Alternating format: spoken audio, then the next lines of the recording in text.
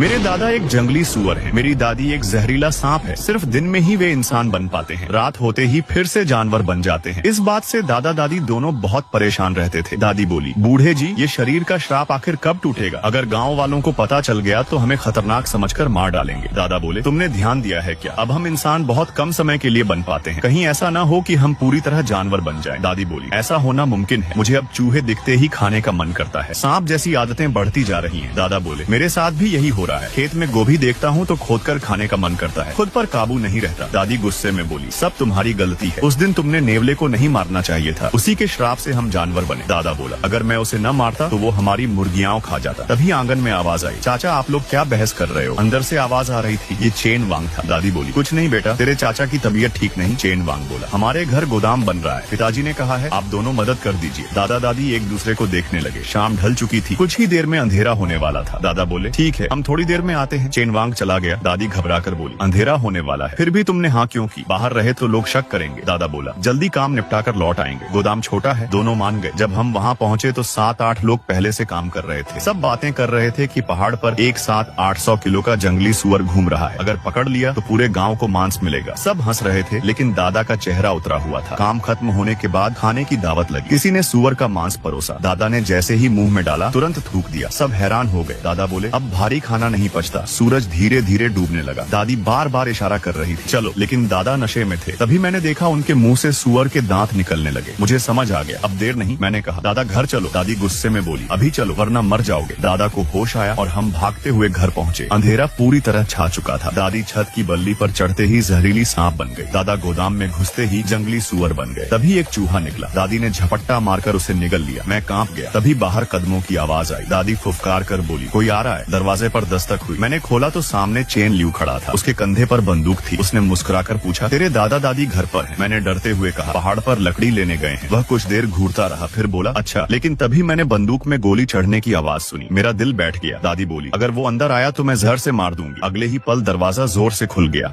हा, जैसा मैंने सोचा था वैसा ही निकला। जैसे ही रामलाल ने जंगली सुअर पर निशाना साधने के लिए बंदूक उठाई, मैं ऊपर से झपट्टा मारकर उसके सिर के ऊपर आ गया और अपने जहरीले दांतों से उसकी गर्दन में काट लिया। रामलाल ने दर्द से तड़पते हुए मेरी जीभ पकड़कर जमीन पर पटक दिया, लेकिन तभी मैंने पूरी ताकत से उस पर हमला कर दिया और अपने सुअर जैसे दांतों से उसे जमीन पर गिरा दिया। उसी दौरान उसकी बंदूक से 2 गोलियां चल गई। झर फैलते ही रामलाल जमीन पर गिर पड़ा और उसका शरीर ऐंठने लगा। मेरी दादी घबराकर बोली, जल्दी भागो, नहीं तो लोग आ जाएंगे। तुम भी छिप जाओ, अगर कोई पूछे तो कह देना कि मैं और तुम्हारे दादा जंगली सुअर के पीछे गए थे। मैंने हाँ में सिर हिलाया। दादी और दादा भाग निकले और मैंने जमीन पर पड़ी बंदूक उठा ली। थोड़ी ही देर में मोहनलाल गांव वालों को लेकर वहां पहुंच गया। मोहनलाल ने पूछा, रमेश, ये सब क्या हुआ? तुम्हारे दादा दादी कहाँ हैं? मैंने कहा, घर में जंगली सुअर घुस आया था, उसी ने रामलाल को मार डाला। दादा दादी उसी के पीछे चले गए। मोहनलाल ने पूछा, सुअर कितना बड़ा था? मैंने कहा, 700-800 किलो का। यह सुनते ही गाँव वाले हथियार उठाकर पहाड़ की तरफ सुअर पकड़ने निकल पड़े। तभी मैंने कहा, बाबूजी चाचा, रामलाल की गर्दन पर सांप के जहरीले दांतों के निशान है। मोहनलाल कुछ पल चुप रहा, फिर ध्यान से गर्दन देखने लगा। उसने मेरी तरफ देखकर पूछा, रमेश, ये सांप के काटने के निशान कैसे? मैंने कहा, मुझे नहीं पता, वह बंदूक लेकर सुअर पकड़ने गए थे और किसी को साथ नहीं आने दिया था। सारे लोग पहाड़ की तरफ चले गए और आंगन में मैं अकेला रह गया। सुबह होते होते दादा दादी लौट आए और गांव वाले भी हमारे घर इकट्ठा हो गए। मैं थकान से चूर होकर चौकी पर बैठा था। किसी ने पूछा, रात भर तुम कहाँ थे? मैंने कहा, हम सुअर के पीछे बहुत दूर निकल गए थे, थककर जंगल में ही सो गए। फिर सवाल आया, रामलाल की मौत कैसे हुई और गर्दन पर सांप के दांतों के निशान क्यों है? यह सुनते ही दादी का चेहरा स्याह पड़ गया। किसी ने कहा, मैंने उसकी खोपड़ी पर पीले दानों जैसे कुछ देखा था, बिल्कुल सांप की खाल जैसे। दादी ने कहा, रामलाल गर्दन पकड़कर आया था, बोला, रास्ते में सांप ने काट लिया। तभी एक आदमी बोला, बहू, तुम्हारे सिर पर यह क्या है? ये तो सांप की खाल लगती है। दादी ने झुंझलाकर कहा, ये जख्म की पपड़ी है। लेकिन वह आदमी बोला, मैं सांप पाल चुका हूँ, ये पपड़ी नहीं सांप की खाल है। उसने आगे बढ़कर देखने की कोशिश की तो दादी ने दांत भींचकर अपने सिर से वह खाल नोच दी और बोली, अब दिखा कहाँ है सांप की खाल? गाँव वाले चुप हो गए। मोहनलाल ने कहा, छोड़ो इन बातों को, पहले शव ले चलो। तुम दोनों पूरी रात जागे हो, आराम करो, बाद में अंतिम संस्कार में आ जाना। सबके जाने के बाद दादी कांपती आवाज में बोली, मेरे शरीर पर सांप की खाल उगने लगी है और मुंह में सुअर जैसे दांत निकल रहे हैं। अगर ऐसा ही चलता रहा तो हम दोनों जानवर बन जाएंगे। दादी ने कहा, चलो 2 मुर्गियां लेकर पीछे पहाड़ चलते हैं, शायद नेवले से माफी मांग ले। हम दोनों घर की आखिरी 2 मुर्गियां लेकर पहाड़ पहुंचे। दादी ने कहा, हे जंगल के मालिक, हम मुर्गियां लाए हैं, हमें माफ कर दो। इतना कहते ही झाड़ियों से छोटे छोटे नेवले निकले, मुर्गियां उठाई और जंगल में गायब हो गए। दादी ने डरते हुए कहा, ये वही नेवला नहीं है? दादा ने कहा, चुप रहो, शायद उसके बच्चे हों। लेकिन घंटों इंतजार के बाद भी दादी के शरीर में कोई बदलाव नहीं आया। हम निराश होकर अंधेरा होने से पहले घर लौट आए। रास्ते में हमें शिवम मिला। उसने कहा, चाचा, कुल्हाड़ी उधार लेनी थी। दादा ने कहा, गोदाम से ले लो। शिवम गोदाम में गया और वापस आया तो उसके हाथ में कुल्हाड़ी के साथ एक पुरानी सांप की उतरी हुई खाल भी थी। वह घबराकर बोला, चाचा, आपके गोदाम में यह सांप की खाल कैसे पड़ी है?